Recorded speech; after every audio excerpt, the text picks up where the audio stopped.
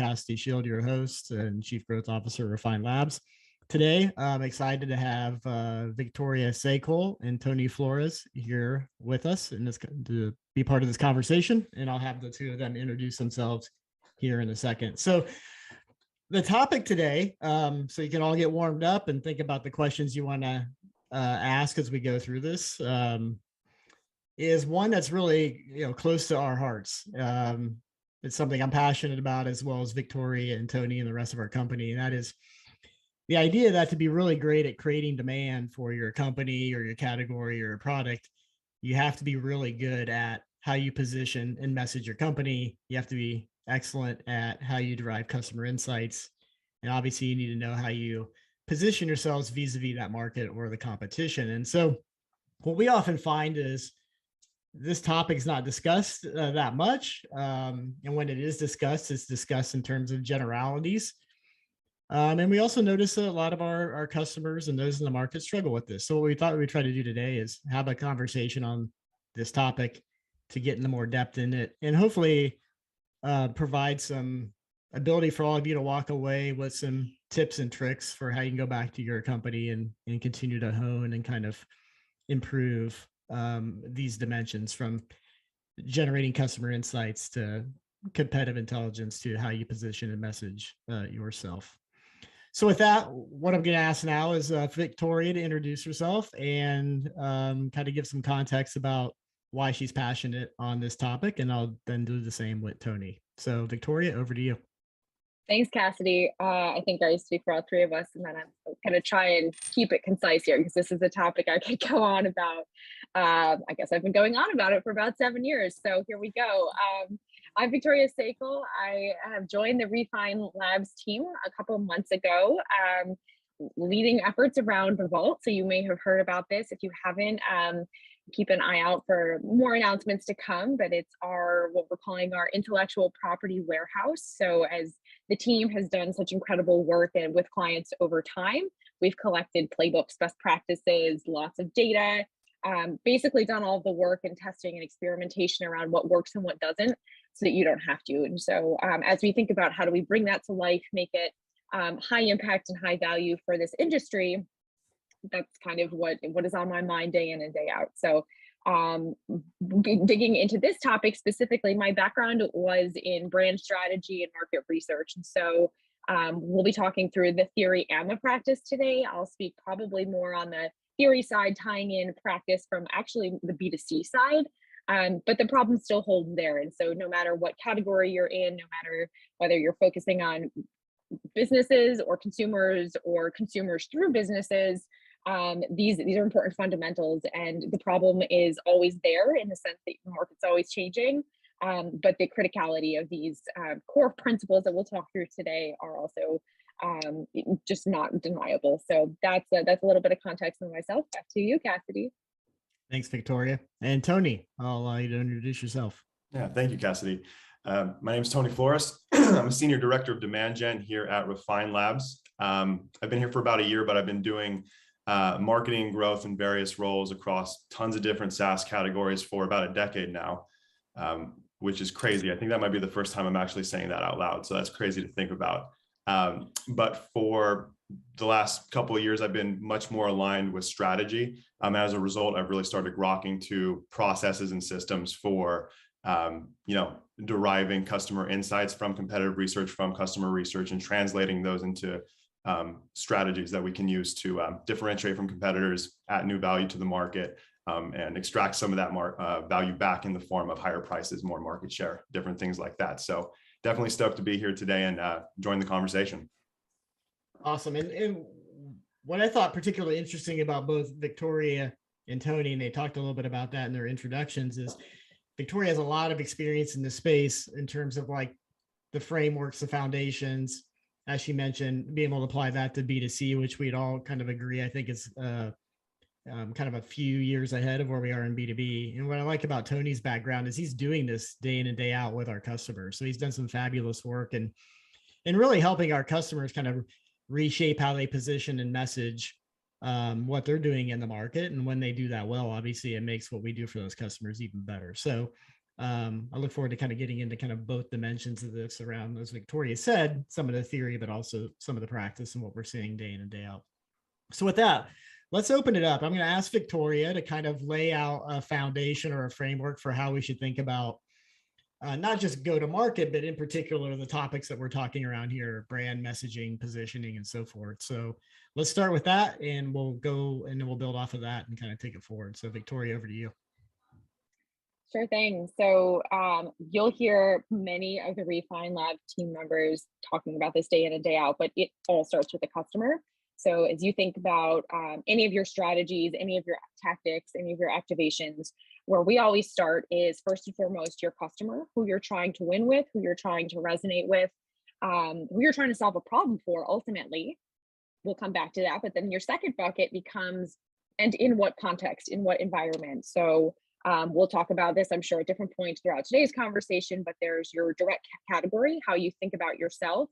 But then building on what you just learned from your deep dive into your audience, who else are they thinking about? Because again, my example that comes top of mind is from the B2C side, but when I'm looking for a snack, I could be looking for chocolate, or I could be looking for peanut butter, or I could be looking for an apple. And so those three things are not in the same category. And if you're thinking about yourself as a data management software, and the job that somebody else from the customer side is looking to solve thinks of you in the context of other categories, you need to be aware of how you talk about yourself, which then leads to this third point, which is your positioning, your messaging, your value prop, rooted, of course, in the thing that you do and the thing that your business is built around. In a perfect world, you might design the business by going through these three steps, but in our current reality, we all are working for context of the market, what's happening, who you're competing against from a direct competitor in a category context or otherwise perspective. And then thirdly, you sort of calibrate your positioning against any of those white spaces, the most powerful or provocative needs that are not being met sufficiently. And from there, you can take it to tactical messaging and engaging on the right channels to bring it all to life and actually reach and resonate with the people who care about you, who you can help in a different way. So let's recap that a little bit. So we talked about this idea of knowing the customer. We talked about the context of how you fit within the market and the landscape, and then your unique kind of positioning and messaging. One of the things I find, I have that right, Victoria? Yeah. Okay. One of the things I often feel when we say something like this, we as in marketers, it feels daunting. And it kind of feels like that seems like a lot of work. And so maybe I'll turn this over to Tony and say, how do you kind of get started doing this? And you've done this with a few of our clients, and it wasn't a big 6-month research project. It was something different. So what's the quick and dirty way of like hacking this framework to kind of get going? Yeah, so that's a good question. So customer research and market research, competitor research can always seem a little bit inaccessible, right? Especially when you think about it, like in terms of like these big consulting firms that do these 6-12-month projects that are $250,000 and have all these different insights that they want to apply across different segments of your business and all this kind of stuff. But especially at Refine Labs, we need to get to actionable insights quickly for our clients, insights that will result in new value, new ideas in a meaningful way quickly. So the best starting point, I always say something's better than nothing. If you're not talking to your customers on a regular basis, you need to be talking to your customers on a regular basis. There are, especially in SaaS, right? In these high growth industries, these high growth categories, especially those that are piggybacking on the wave of demand and urgency from, back in March of 2020, right? Whenever all the stay-at-home orders took place, right? Being able to really understand how or why your customers are working with you, why they're buying from you, what their core functional need is. That's probably the most important thing you can extract from any sort of market research that you're doing in terms of identifying insights to generate demand from. In my experience, and again, speaking specifically with SaaS, because that's who we primarily work with at Refine Labs, I find that all too often, the reason why a buyer buys is not being well articulated on the website. And most of the time, even if somebody is buying with you, even if you are getting period over period growth in your key metrics, pipeline revenue, it's difficult to continue innovating and growing and breaking into new segments of your market in any sort of meaningful, predictive way if you're unclear what the core functional reason is why someone's buying from you. So there's definitely immediate need to hop on with a customer and make sure that you're understanding what it is that they're actually trying to accomplish by working with you. 9 times out of 10, you probably don't fully understand it unless you're talking to them. So that's the immediate need. And then there's this ongoing need, right? Because even if you do understand what the core functional reason is why a segment of your audience is buying from you, right? The criteria by which they're measuring your effectiveness is likely to be changing over time.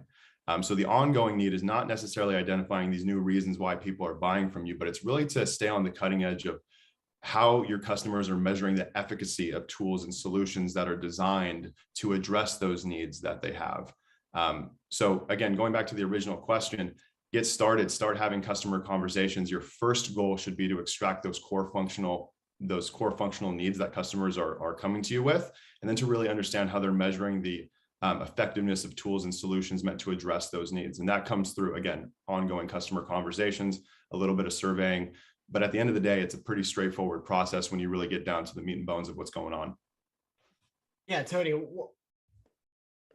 how do you do that? And so maybe in kind of a practical way. So I think a lot of times we say, like, let's talk to the customer and get the insights. Sure. Well, the people who are talking to the customers today are typically your sales team. Yeah. And somebody in kind of customer support or customer success. Yeah. And they're not always thinking in terms of like, I'm trying to understand they're trying to get the jobs done that aren't necessarily like research oriented. So as a CMO or a marketing team or somebody who's not naturally on the front lines, what do they do? And like, how much of what they do, how much do they need to do? Like, is this, I need to survey hundreds of customers, or is this like, I need to talk to a handful?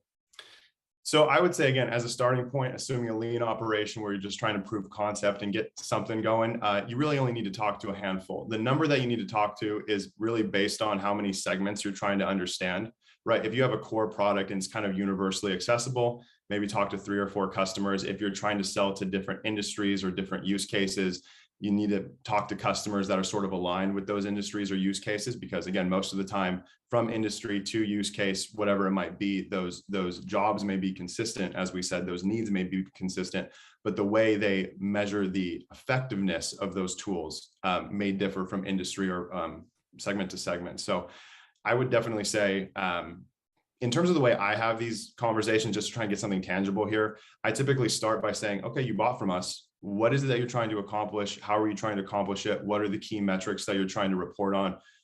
Really trying to understand that core functional need. Typically the need, and I will just say this, typically the need is much, much broader than the category.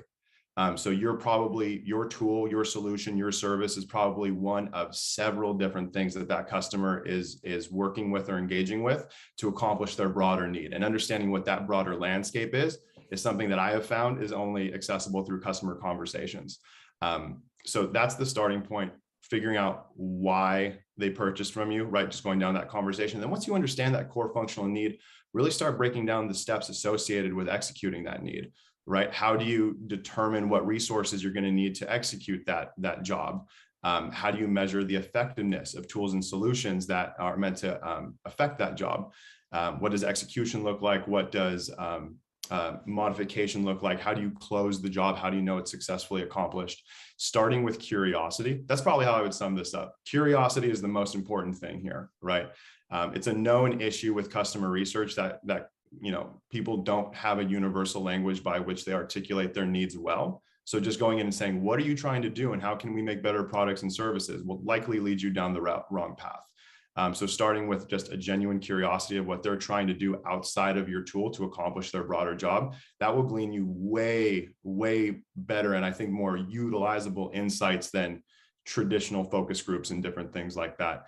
And then the second part of that is you really want to get statistically significant surveys, right? You have a couple of these conversations, you extract those needs, those outcome statements, and then you begin surveying. And the goal of those surveys is to prioritize those findings based on how important they are to the customer and how underserved or overserved they are by existing solutions meant to address those needs.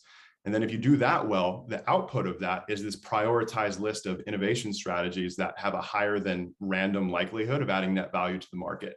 And that outcome, I think, is what pretty much any growth-oriented company, that would be, gold, right? So that's what we try to get to in a really lean, meaningful way at Refine Labs. Can I add a couple thoughts there, Cassidy? You may, Victoria. Permission granted. So a couple of additional pieces that I would maybe, again, to add additional ideas for anyone looking to activate on some of what we're talking about. The first thing is exactly to Tony's point, there's the balance between curiosity and then having hypotheses. So I would encourage you, as you go in to conversations, there are certain things that you're looking to explore and test just to keep the conversation. You want to keep the conversation open, but you want to get the answers that will inform the strategy that you're ultimately trying to design. So in some sense, that could look like, who is my target audience? Do I have the right target audience? As you think about who to talk to, it could be exactly any of your customers. It could be segmenting a little bit more deeply into who are your longest standing customers, or who are your best customers that you wish every customer, looked like, so that they might not be longest standing, but they spend a ton with you and they don't bother you at all. If that's what success looks like, you want to dig deeper into, what's working there. There's value, of course, in talking to maybe lapsed customers who you've lost and still have a, connection with, to understand why, what changed in the value prop, exactly to Tony's point. And then there's an element, of course, of prospects. So as you think about segmenting and you think about hypotheses and the things that you want to test, that helps you pick certain people strategically.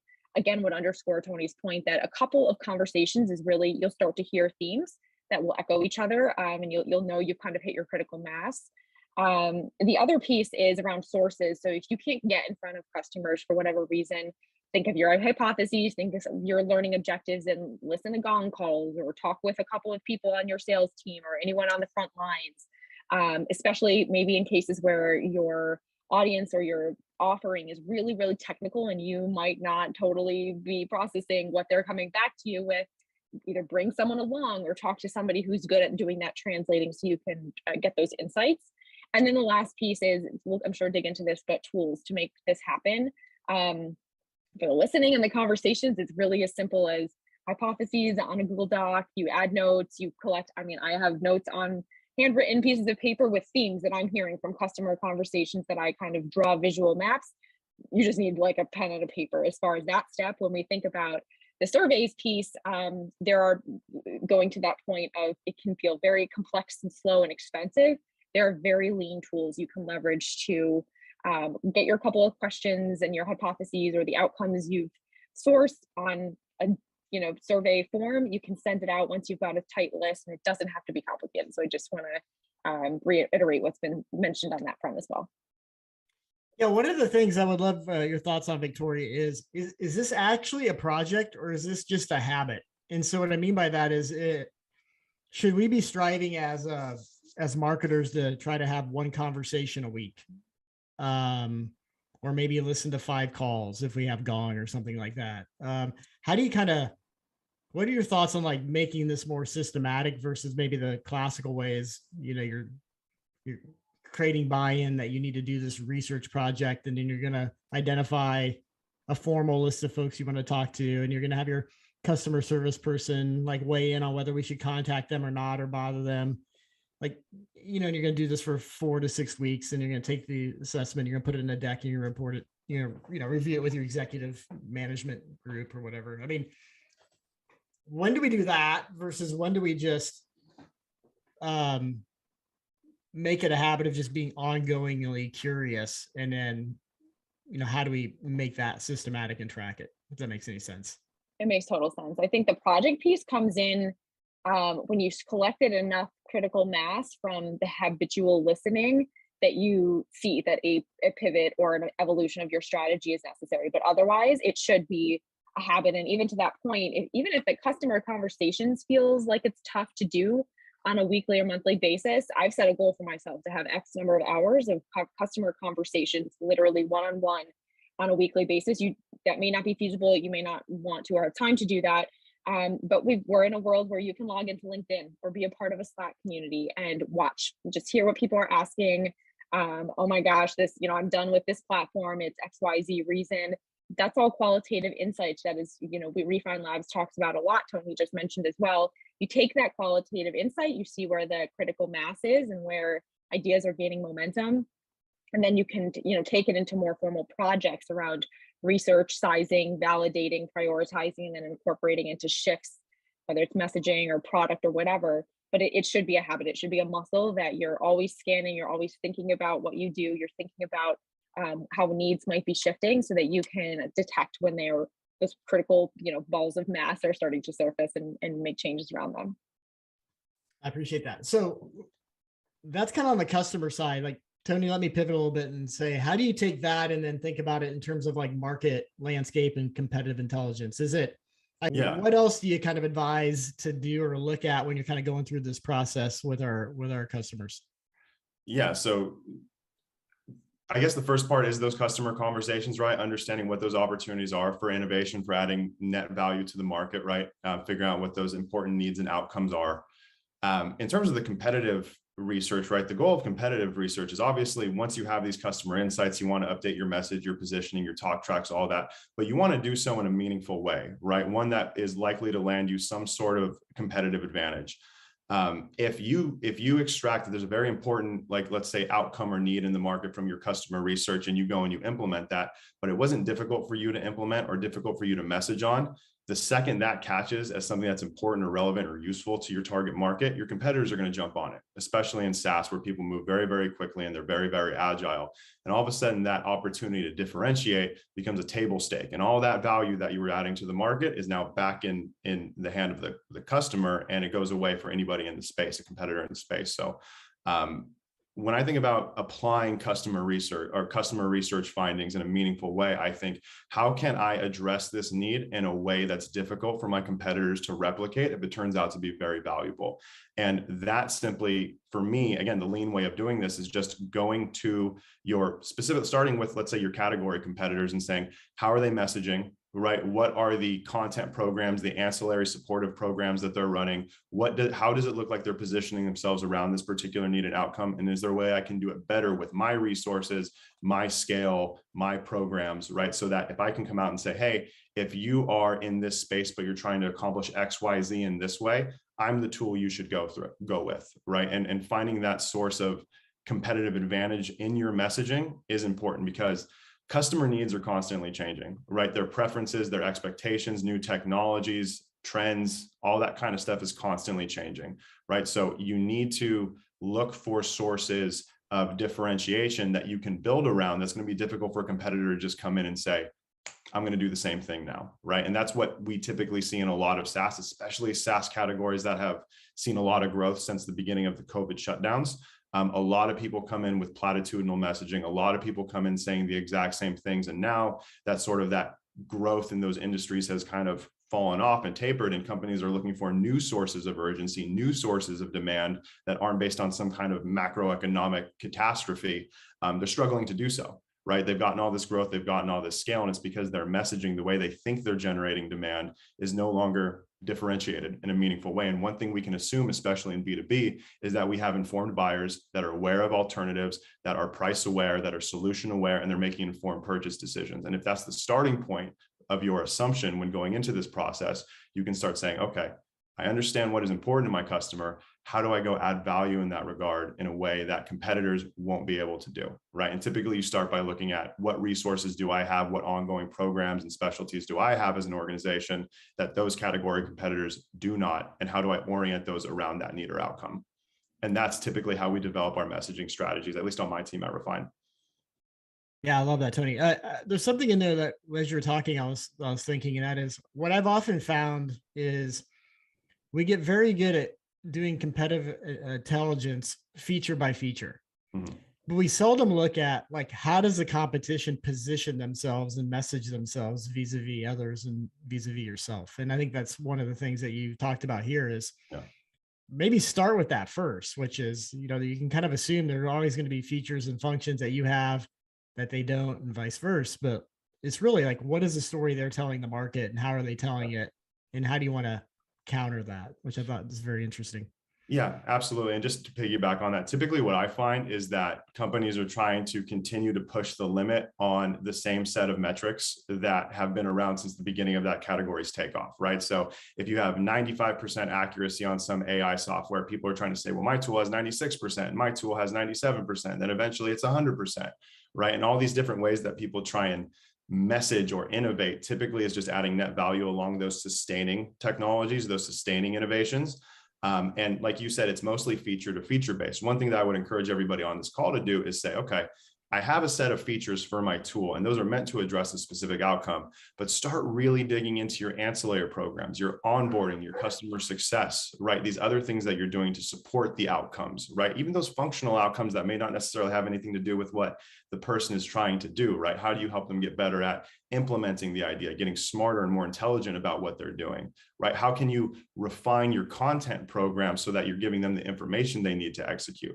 You don't just differentiate off features anymore. You differentiate on the way your features, your content, and your supported programs all work together to support the customer in their effort to accomplish the job, right? So if you're looking for low-hanging fruit ways to differentiate, go talk to your content teams, go talk to your different supportive department leaders, right? Like onboarding, like customer success, ask what they're doing that's uniquely different and surface that in your messaging.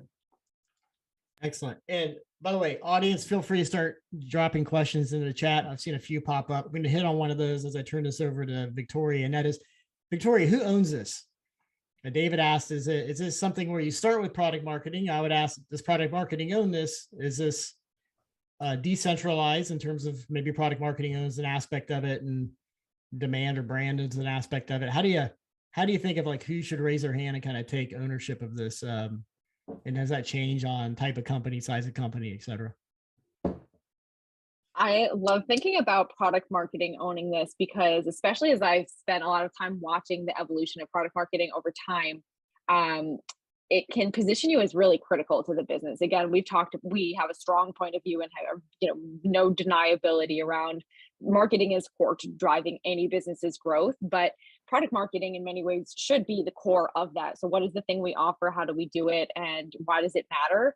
So if you are the expert on the customer and you are the expert on how your product or solution is the best thing or can show up in a better, different, powerful way to solve that need, it positions product marketing really well from a personal and kind of professional development perspective. So just want to address that point. I will also acknowledge that product marketing doesn't exist in every organization or it's part of certain roles. So I would always encourage, don't feel like you need to get too hung up on if your job description doesn't necessarily include this. First of all, to your point earlier, Cassidy, this hunger and foot on the ground of your audience and this curiosity around what's happening out there is every employee everywhere's responsibility in order to keep themselves smart and on the front of their game for whatever their role is. But as far as who's accountable for bringing this back into the organization, I again think this is powerful for marketing or product marketing to own. Make sure that whether insight needs to go to product or it needs to go to whoever's running paid social, because for some reason we're hearing Reddit mentioned a million more times in our conversations. And so we should probably be there, be that cascade of information and sort of make sure it's getting out to the business. And then other people, won't sort of step on your toes, and B, you'll position yourself as really core to this. As companies grow, there are often, customer insights functions, meaning entire research engines and teams.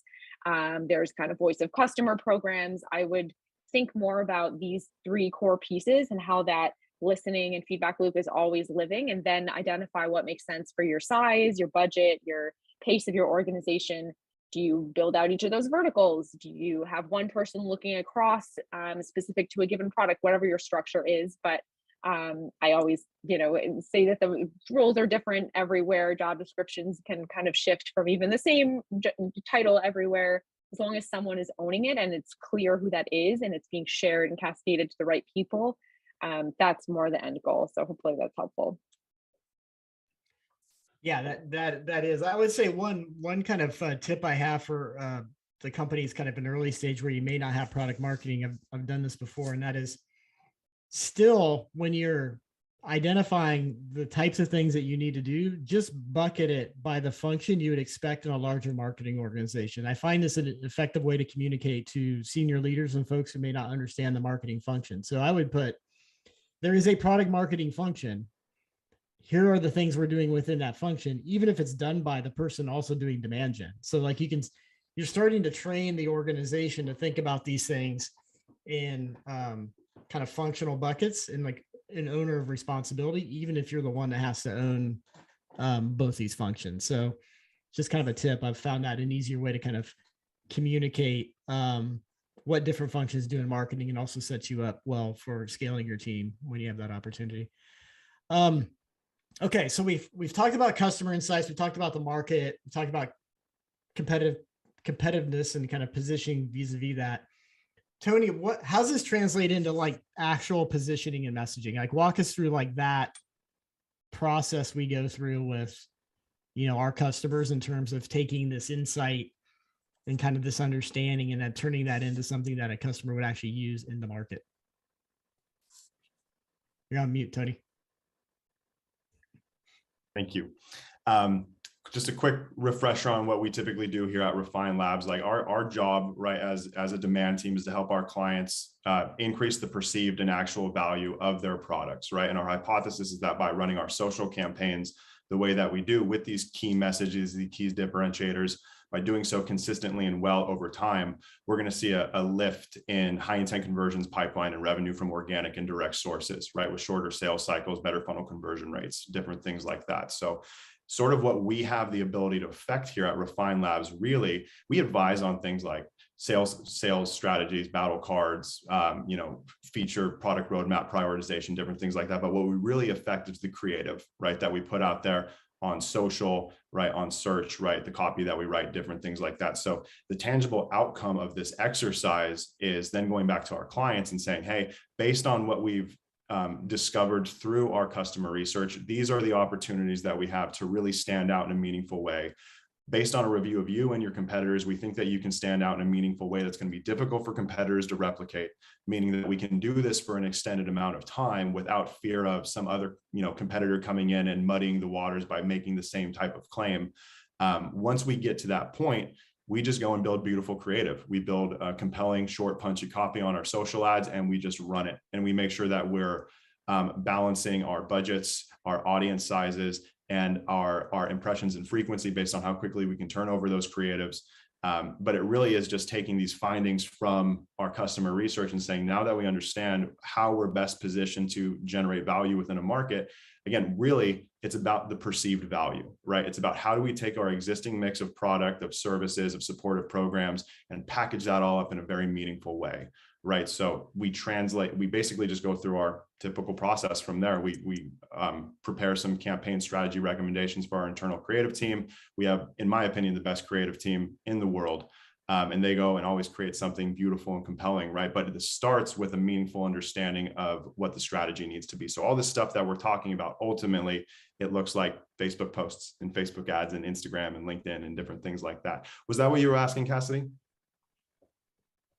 Oh, you're on mute. My turn. I just did that back to you. Yeah. So I love the practical aspect of that. So it does answer that. I want to kind of maybe ask a question that's on my mind and maybe on the minds of folks here. And that is I'm going to, I think, come to you, Victoria. Like, what is the mechanism for capturing this? And what I mean by that is the number of times I've Googled best positioning framework document. And, I find myself or my teams in the past, like always figuring out how to make the perfect messaging and positioning document. And then you kind of get this thing filled out. So even though you're very dynamic in hearing customer inputs day in and day out, we then revert back to some document that every word needs to be perfect, that as soon as you've written it, nobody uses. And then, you go create this creative, or you go update your website, you actually write something else. How is there good tips or tricks out there for like, what does this actually look like when I'm capturing messaging and positioning in a way that feels dynamic? I know the output's going to be creative or a website or a sales collateral or a pitch deck. And I know I've done the research well. What's the in between? And I don't know if there is a good answer, but I'm going to ask Victoria. She has one. Yeah, I don't have like the go-to tool to recommend, but I'll talk through to your point around documents that are created and just sit there.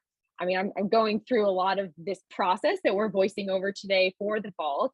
There are documents that were created before I joined that have just sat there, and there's documents I've created since I've joined that, we workshop and the foundation of website language or whatever, but it's a real pain. I guess to think through a couple of ways I've approached this that have been helpful. First, I probably gonna like blow up the Slack channel now but in every company I join, I set up a private channel that I call Landscape Intelligence. And as I'm reading, I send articles to myself. I send notes and, this is interesting from an audience perspective. I send images or frameworks to think about. I send screenshots of competitor language or ads. And if nothing else, part of that is because I'm one of those people with 150 tabs and I don't like losing things. The amount of times I necessarily go back through the very top of that Slack channel is neither here nor there. But what that allows you to do is then search for certain words, take your kind of most divergent thinking, and then I typically move into the most complex tool there is, a Google Doc or an Excel, and I have a tab for audience insights. And again, the themes and the things I'm hearing or the trends I'm seeing happen, just bucket by themes. You could use you could use slides, you could use a Notion page. The tool is less the issue here. And I do the same thing for the competitor piece. So as I hear of new competitors, I've got like sticky notes on my desk that I spend time when I'm like working out or whatever. And everybody does this, I'm sure, instead of listening to music, you stalk competitor websites. But just weave it into whatever singular source is helpful. And then, you've seen some of these documents, Cassidy, when we work through these one pagers or whatever, you can go back and say, well, here's the language a competitor used, or here's the reason that we think this is our white space and my language might not be right, but let's figure out the better language. So I would encourage, collect all the thinking, be watching this habit of always keeping your feelers out there. And then from there, we've codified it into a couple of key buckets, but you can break it down however is most helpful. Capture your sources, the things you're listening to, capture your links. This is helpful, but really just capture the findings or the things to think about or the trends you're seeing. And then from there, as you bring it all together, it's all in one place for you. But if you need to share with stakeholders, if you need buy-in around all the work you did to get to wherever your output is, that can be helpful too. So that's just my framework. It may not be of interest to anyone, but hopefully that helps with some ideas. That is helpful. It's one thing I've struggled with this, as I mentioned, in the teams I've been a part of, and really one way we've thought about this in the past is the output is actually what becomes the document per se. And I would think about this in a few ways if this is helpful for folks out there. And that is your website becomes much more dynamic in terms of what you say, because you want it to be really reflective of kind of your positioning. And what I like about a website is you can do it at a very high level in terms of the hero of the site. But then as you dig through the pages, you have to be very crisp and clean on how you're positioning at a much more detailed level. I often find that websites aren't representative of how a company really talks to and positions themselves as well as their portfolio. The second thing that I would spend a lot of time doing, going back to like getting insights, is what is being said in the sales process and how does that differ between what you've written down for positioning and messaging and maybe what you've said externally.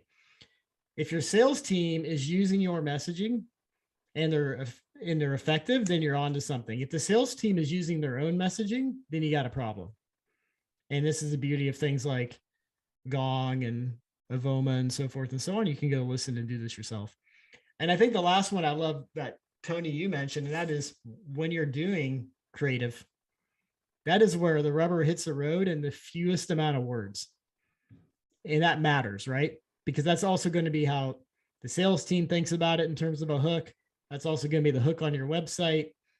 So kind of the essence of this is, can you get anybody to really engage and understand what problems you solve and who you are through your creative process? And when you think of these things as the output, maybe you don't even need a messaging doc. I don't know. I'm still battling that within my head. But you definitely find that these things that are in market end up becoming kind of your your real-time guide into are you effective or not in kind of your positioning and messaging. One question that we've gotten that I want to ask, and that is, when we think about positioning and messaging, are we trying to make it just better? Or are we trying to make it different? Like, what are we striving for when we go through this process? Is it like, maybe Tony, you mentioned this, I'm trying to get it better. I'm trying to be a better version of the competition, or am I trying to be a different version? And how do I decide that? Better is a word that we should all remove from our our vocabulary, right? I see Victoria nodding her head, right? Because better is so subjective, right? Like anything can be better. It can be faster, stronger, chocolatier, whatever it is, right? So what I always strive for, and this is the term that I always share with my clients, is we're trying to create messaging that is useful, right? Immediately useful to the problems that they're trying to solve right now, that is relevant to their current situation, their current preferences, their current ideas. And in my experience, right, if someone's trying to do something that is better, right, if we can articulate how we do something in a more relevant and useful way than a competitor, right, that would be the way that I most closely align with something that is better, right, especially in B2B SaaS, right, whenever usefulness and relevance is pretty easy to understand relative to like something in like a B2C space. In terms of differentiating from a competitor, I think you should always strive for both, right? Update your messaging so it's more relevant, update it so it's more useful. But if your competitors are saying the exact same thing, again, the assumption that we have here is that your buyers, right, are informed, they're smart, they're rational, they have the company that they're buying on behalf of's best interest in mind, right? They're probably doing some research. So no matter how compelling and relevant your research suggests your messaging is, if your competitor is saying the same thing in the exact same way, you're just noise, right? So that's why I always come back to say, okay, you can articulate something that you do in a meaningful way, but you have to orient it around features, products, or programs that are ongoing at your company, right? That will be difficult for your competitors to replicate. Because if you come out and say, I help you accomplish X, Y, Z because of 1, 2, and 3, and that seems to be getting traction, then all of a sudden your competitor starts hearing that pop up and seeing it during closed loss notes and different things like that, then someone's going to surface that up to their advertising team and say, hey, you should run this same message because we're losing a lot of sales because they're saying this, so you should say the same thing, right? And if you're doing something that's very not based on any sort of key differentiation in your products or your content, they can just run that, right? And then you just wind up being noise again, right? So strive for usefulness, strive for relevance, but ultimately you want to strive for messaging that in a way that's going to be difficult for competitors to ethically replicate in their messaging. Well, one question as a follow-up to that I've had in the past, and that is, how do we think about brand level message versus kind of product level message? These tend to have there's different groups. Like you may have a brand organization and they're coming up with taglines and high level messaging. And then you may have a product organization. It's like, I need to position my products this way in order to be most effective. And how should we be thinking of this as marketers? Is there a spectrum? Are these two different things? Do we not need to think of it that way? Maybe there's another way to think about it. But how do we kind of level out our messaging and how do we set kind of priorities around that? I don't know, Victoria, if you want to take a shot at that. Yeah, happy to.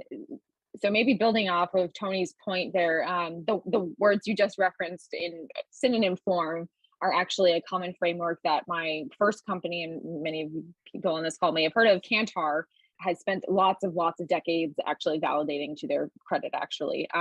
So meaningfully, different, and then salient. So as you think about those 3 points, salient meaning that you come to mind around a given need. We've talked a lot about jobs here. So if someone mentions I need to search online for something and Google comes to mind, of course, it's highly salient. And then meaningful, does the difference that you've anchored around actually matter? And then are you different or distinctive? I see the comment there. Those can be, can be a gray line on how different those two words even are. But when you think, to your point, Cassidy, around those as sort of like the rows, and then we have a column for the brand side of things and the bigger problem that's being solved, and the upper level of the funnel around, what is the broader level conversation we're taking part of. here. And then you have a column for the product and the way we're solving that, the features and the functional elements and why we're doing it better as sort of the reasons to believe.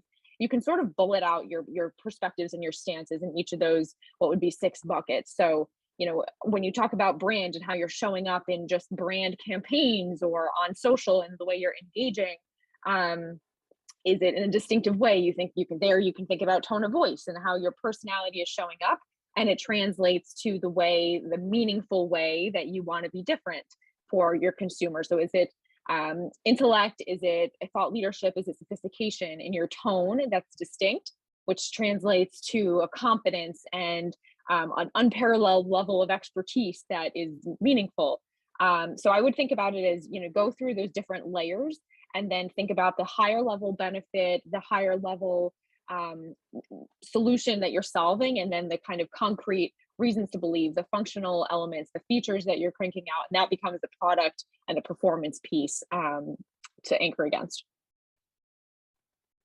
And then Tony, when you think about like how Victoria outlined that, any tips or tricks on what we advise our clients to kind of put into the market? Is there a mix? Am I running kind of the higher level brand like messaging 30% of the time? Am I running more product level features and benefits or problem statements 60% of the time? Is there a rule of thumb, or does it just depend?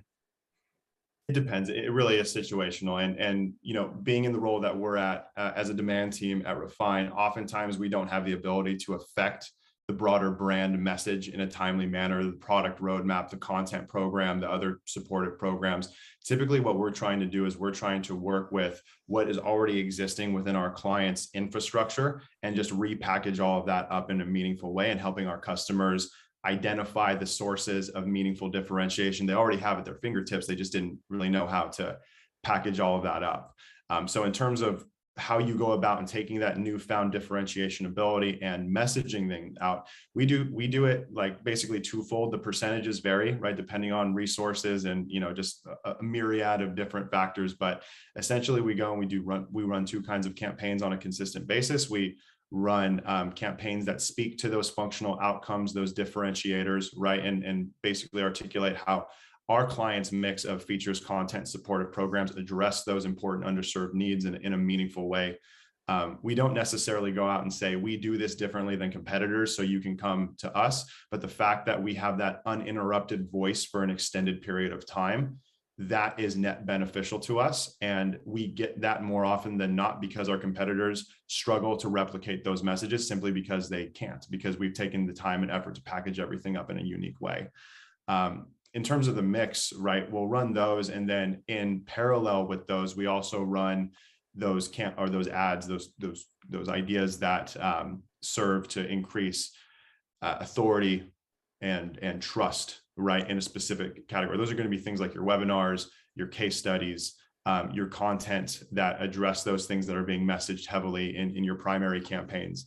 That's typically the mix that we run, and we want to run those over time. So it's those functional messages, right, around those differentiators, and then those things that help build trust and authority within those ideas, right? And in an ideal world, not only are we building features around specific outcomes, but the content and supportive program leaders are also aware of what those outcomes are, and they're developing their content, their programs in support of those outcomes as well. So we run both of those types, those functional campaigns and those authority and trust building campaigns in parallel. Again, we can typically do it in an uninterrupted way for longer than clients have previously because we package things up in the right way. And if we do that well over an extended period of time, that's typically when we start to see our lift in high intent conversions, better funnel conversion rates, shorter sales cycles, that type of thing. Yeah, I appreciate that. Okay, I'm going to ask each of you to kind of help summarize what we've discussed here today for the audience. But I have one last question that Daniel asked, and that is, it's really interesting that he asked this idea of like, is differentiation always possible? And you think about the B2B SaaS world, which we're kind of using as an example. I mean, there are 20 different CRMs, there's 30 different email platforms. Like, how do you approach this? And we approach this obviously with our clients where they're not necessarily the only one in a category. How should you think about that? Are we always striving for differentiation? I'll kick us off here because actually in my past role, I conducted, you're laughing because I of course have thoughts on this one. In my last role, I conducted a bit of research around drivers of choice across different categories just to get to like a macro level framework. And what this question asks or hits on is the commoditization is around the functional elements of what the thing does. There's a few other elements that time and time again are part of decision making, whether you're a consumer or a business decision maker, I should say. And there's the emotional component to think about, there's the experiential component, and then actually there's the social component, which frankly I think B2B is still very far behind on. B2C is only getting this social component, in the mix here. But when you think about, yes, you can be a functional commodity, you can have the exact same thing as the next guy, but if how you're showing up, the value you're delivering, again, even Tony was speaking about content or thought leadership or webinars or how you're helping people do their jobs better, that creates an emotional affinity that's very distinct. Think about Apple versus Microsoft. You feel very different ways towards those two brands, although functionally you could argue that their laptops are, I have strong opinions on that one, but we won't go there. You could argue that their laptops are, arguably interchangeable. So I would think about, and then, that element of how you make your users feel and how you engage with them as much as the experience that you deliver. And that could be additional support. It could be the moment they engage with you on the sales perspective, because that's actually, in some sense, your wedge. If you can really nail those different elements beyond just the functional, that's the moat that's going to be really hard to replicate. And people copying you, it becomes obvious that they're copying you versus just leveling up on their skill set or their functions. I really like that mental framework of like not focusing on the functional and at some higher level, kind of whether it's emotional or social. And what goes through my mind is like, we should probably always just do that, right? I mean, is there a time, maybe I'll ask the other way, is there a time when you're like, when would you actually position on the functional? Because oftentimes that can get commoditized away and fairly quickly. You just need a couple engineers to build a new feature. Maybe that's the mistake. I'll kind of leave it with the audience and for us to think about that, or we can hit it in the wrap up. Maybe that's the mistake a lot of us make in B2B, is we think it's a game of functional positioning when it's not a game of functional positioning. It's all about emotion and social, just like it is in the B2C space. Interesting. I like that a lot. All right, Victoria, wrap us up. Like, how framework wise, can you summarize this for us? And then Tony, I'm going to ask you like practically, what should be the call to action to this group tomorrow as they go back and re-listen to this conversation and kind of decide what they're going to do next. So Victoria, you first. Sure. I would always be thinking about who you're trying to win with, whether that's current state, who you're rocking the socks off with right now, who you want to be winning with, but who they are, again, jobs they're trying to accomplish, pain points that could be improved upon. Think about where you're operating and don't limit yourself to just your defined category or what people might search in G2 to compare you to. Think about, again, alternative solutions. If your category disappeared, what would people use? If you asked, if your brand disappeared, what would people use? And you'll get some interesting insights. And then thirdly, from there, think about exactly what we were just talking about around distinction and differentiation and meaningful or relevant anchor points, and then salience. How do you keep yourself top of mind in a way that what you're able to uniquely bring to the conversation is something that your consumers will care about, because you know who your consumers are and you know what else is out there. Thanks, Victoria. And so Tony, then there's a lot we discussed, we talked about. What is like one thing somebody should do tomorrow to kind of get started in improving what they're already doing, or get started in actually doing what we talked about if they're not doing it today? Get excited to talk to customers. Start cultivating internally your own curiosity around what they're trying to do as it expands beyond your category of software, tool, or service. Don't forget to talk to closed lost, because you're going to get a lot of really useful insights talking to closed lost as much as you talk to closed won. Take an inventory of your category competitors' features and the way they're packaging those up, along with their supportive programs and content right? Really figure out what it is that you can be doing and offering your market, right, in a meaningful way that's going to be difficult for your competitors to do given their mix of assets. That's, in my opinion, the starting point for any sort of meaningful differentiation strategy. And then do it consistently, because the day you do one research project, the day after that, it's a little bit less relevant. And the day after that, it becomes even less relevant, right? Because consumer preferences and tendencies are constantly changing. There's constantly new tools, constantly new disruptive innovation that's being introduced to them on a regular basis, especially in B2B SaaS. So make it a habit. And try and have fun with it, because it can be daunting if you're feeling like you're trying to get something specific out of it. But if you're genuinely curious about how people are trying to go about accomplishing what they're trying to accomplish and are really interested in developing features, content, supportive programs to address those needs, this becomes kind of like treasure hunting. And that's the way I think about it, right? And when you're looking at it more from a fun perspective rather than an obligatory perspective, it becomes easier to make a habit out of it, right? And the thing here is, as you said earlier, Victoria, is making this habitual is going to be very important to this program's success. I like that. I'll add one more thing to that. Challenge yourself and your team to have one conversation a week. Can you do that? Learn one thing from one customer, prospect, or somebody in your market one time a week. Ask each person on your team to do the same thing.